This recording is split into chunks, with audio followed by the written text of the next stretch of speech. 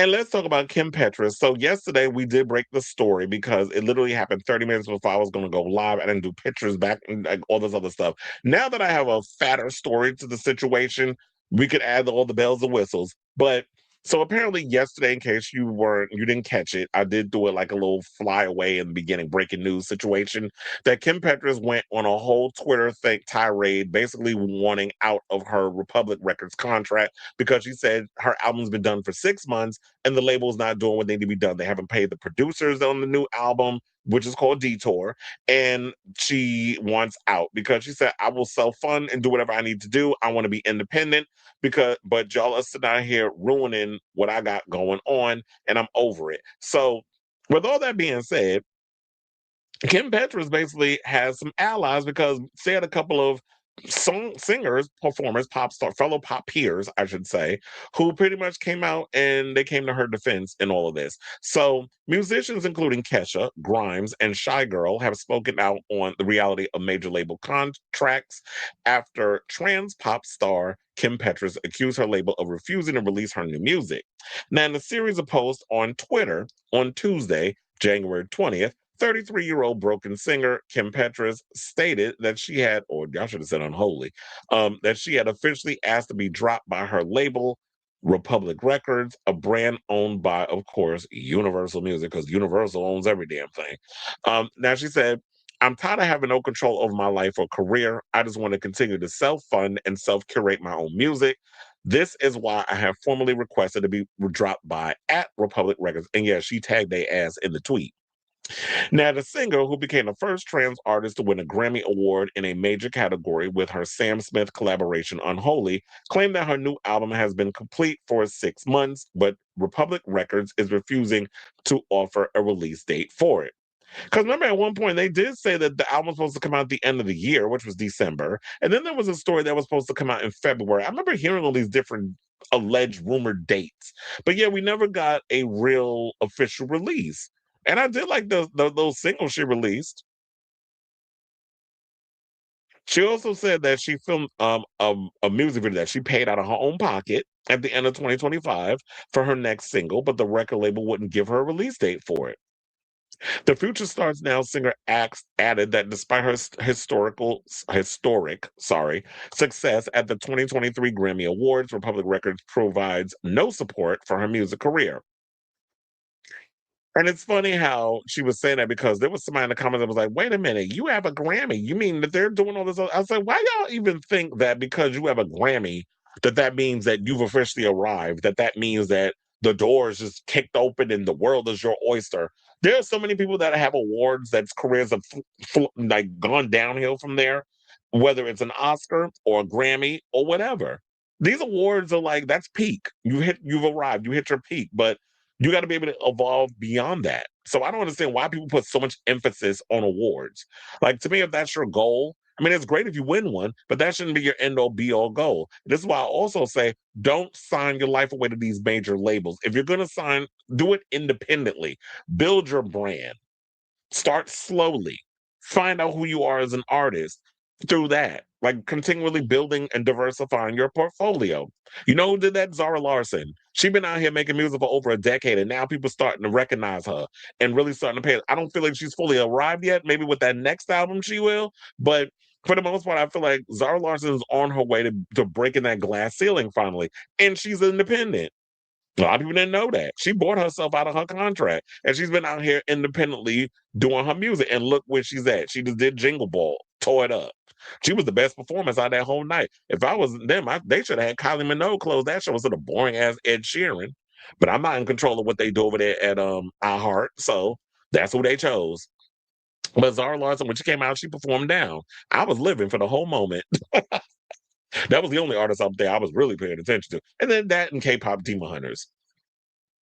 But so yeah, so she's moved out there, and I always said like go independent. If you go on a smaller label, even Robin, who once upon a time was doing her own thing on Konnichiwa, she signed to a label, Young Records, which is a smaller label, and you see like there seems to be a little extra budget there, like the costumes and the dancers and the shows and such you've been putting together. So if you do like a co-distribution deal, whatever the case is, those are a lot smarter. This is why I say as artists, the days of I just want to sing. I'm fixing to sing, and feeling very color purple today. I'm fixing to sing. And you're just gonna get up there and the label's gonna do all the work and give you the $2 million advance. Those days are over. Like if you're gonna come in here and do the music thing, you gotta put in the work to actually build your portfolio and diversify it. Meaning you gotta go out there and do the social media stuff. You get on a smaller label and their budget may not be as big, but if you can't come up with a way to be creative and let your talent speak for yourself, and even if you don't have the most fiercest look, if you look back in the day at them clothes that Destiny Child was wearing before they got where they at, them clothes was a chop.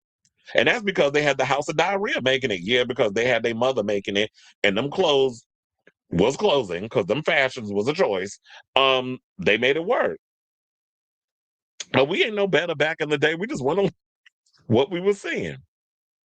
So yeah, at the end of the day, the Grammys ain't worth the price of tea in China, but yet and still people put so much emphasis on it. So she went on to also say if it's not a TikTok trend or 80s revival queer baiting shit, these labels have no interest in supporting. Oh, don't even get me started on the queer baiting that they be doing. So um she went on to promise that she would soon be releasing her new album because after all that she said, I was like, girl, just Universal and just drop the album, release the record, release the video, and if they try to come for you and file lawsuits, oh well, take my ass to court because what y'all doing is y'all playing in my face. And if you're not going to support the release, I'm gonna release my music because this is my music. I'm passionate about it, and if I need to find a way to buy myself out this, let's make the deal. Let's meet up. Let's negotiate. Let's do what we got to do because y'all playing in my face. So now Petras's public request to be dropped by her major label has reinvigorated an omnipresent conversation about the difficulties musicians face when they are signed to major labels. Look, we can take it back to the days of Prince. When Prince was running around with Slave on his face, he wasn't doing that for shits and giggles. There's a method to his madness. Now, praying singer Kesha replied directly to Petras's post about asking to be let go by her label, stating that freedom should be a birthright. She said, quote, I spent many years fighting for the rights to myself, she wrote. Watching another woman realize that the golden age is still a cage isn't a victory. It's a tragedy we have to stop repeating. Freedom isn't a privilege, it's a birthright. I hear you. I'm sorry, Kim. And you already know what Kesha had to deal with in regards to all of this, regarding the fighting with her label and trying to break free of Dr. Puke, which those two have in common. And I remember there was some people in the comments that was saying that this is Republic getting mad at her because she didn't work with Dr. Puke on this new album. Well, we already saw what happened when Katy Perry worked with him with 143. Y'all dragged her down to the ground. And the album was a flop. The album 143 was a full-on chop. Y'all didn't support it. You supported the tour. The tour wasn't bad. I actually liked the tour because I worked the tour, but it wasn't a bad tour. I actually thought Katy Perry was funny. The tour was touring. I liked a lot of the craziness. It was just a crazy show, but I had a great time with it. Now, them songs that's on that album, I was like, mm-mm. Artificial was actually a cute song, though. I will give her that. It needs to be a little longer, but yeah, there was a lot of songs on the album that just wasn't doing it for me. But working with Dr. Puke definitely hurt her, and maybe she was forced by the label to work with him and she doesn't really have control and didn't want to rock the boat. But it's like you want to deal with the wrath of the fans versus the label. I guess that's what she want to do. But Kim is trying to carve out her own path and do her own thing. So they're saying that there might be punishment for that. But that's why they're coming after her. And I was also hearing someone say earlier in the show that it might have been Robert, that they said Kesha should come and manage Kim. I don't know if Kesha wants to take on that responsibility because Kesha has Kesha Records. She's officially independent. That's how she released her new album, period. And the album was all right. It didn't give me what I need, like from the Animal Cannibal era, but the songs, it felt like there was a bit of that old Kesha in there. But I need a little more grit. I need a little more edge. I needed her to kind of go like the direction, like No Shade. I feel like Slater's upcoming era is giving me Kesha 2.0. Like she's got a bit of that vibe going on with the music, sonically, lyrically, visually. I kind of need Kesha to go back to that. I need her to get a little more dirty, like Peaches, who has a new album also coming out next month. Slater's in March, Peaches in February. So it's gonna be a very much a electro pop sleaze era with the girls that's coming out, and I'm here for it. I need my male pop stars to get like that too, but y'all are boring. We gotta depend on the pop girls to actually give us like the good songs and the provocateurness. Now, as y'all know, they said that in 2023, Kesha reached a settlement in the decade-long legal battle with music producer Dr. Puke after he filed a lawsuit in 2014. After she, sorry, filed a lawsuit in 2014, accusing him of sexually, physically, verbally, and emotionally abusing her. Dr. Puke, whose real name is Lucas Godwald, countersued Kesha for defamation, claiming that she had fabricated the accusations to be freed from her record contract. Dr. Pugh continued to deny Kesha's claims in a statement outlining her settlement or their settlement, and both parties said that they had agreed to a resolution. Kesha founded her own label, Kesha Records, in 2024. Now, we did bring up Petras collaborating with Dr. Pugh on some of her biggest hits. Had previously said that she had a positive experience with the producer, but did not want to dismiss other people's alleged experiences. And with her saying that, they still ate her up over those comments. Now, but I guess you have to realize when you're stuck in a rock and a hard place and you're a part of a major label, you gotta toe the line. And then, as one of her songs says, you gotta feed the beast. So you can't come out and really say how you really feel. Now we starting, she's at her wits end.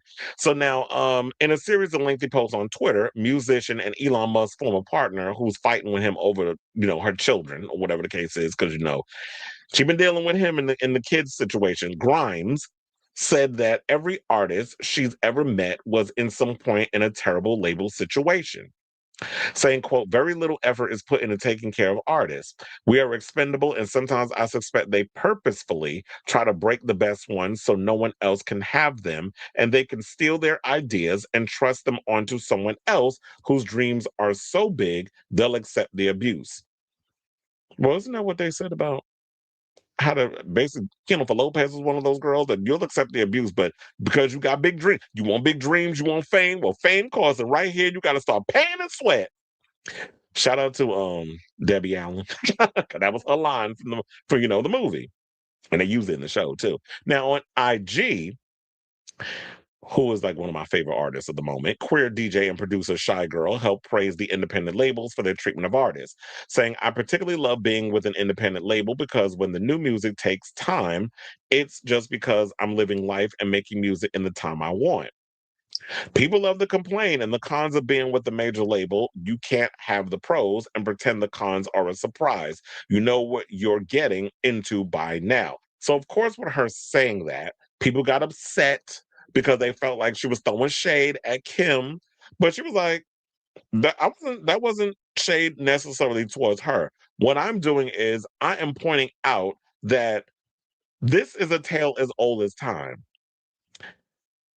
There's been many, like Kim is not the first, nor will she be the last artist that's been done dirty by major labels. They do it to everybody. And what the question should be is we need to direct that energy to why people sign in the first place when there are loads of independent labels that support artists better. But I think because people think that if you sign yourself to a major label, that means I've arrived and it's all about pomp and circumstance. And people can't say no, I get to do the arenas and I get to do the festivals. I'm like, you can do all that shit as an independent artist. I could do an arena show. I could be an opening act for an arena artist on an independent label. I mean, I'm trying to think. I've seen this happen before. Wait a minute. Zara Larson, who I said is independent, she's been an opening act for girls in arena shows. She's done festivals. A lot of the art, they all do that. I mean, look, Kesha is an independent artist, did Madison Square Garden and a couple of other arenas. So for you to sit there and think that if you sign to a major label, that means that it's all about the bragging rights. Is it worth it when you're being treated like shit? Where you're binded in a contract for however long they want you in that contract, and you're not even able to recoup any of the money that they've spent on you.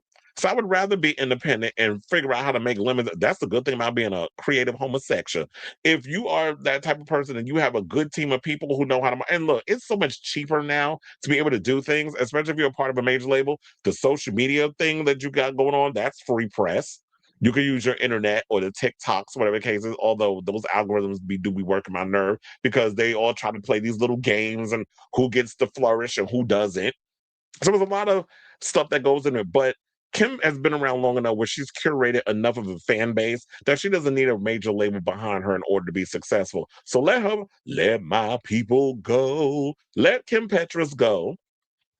Let her be independent.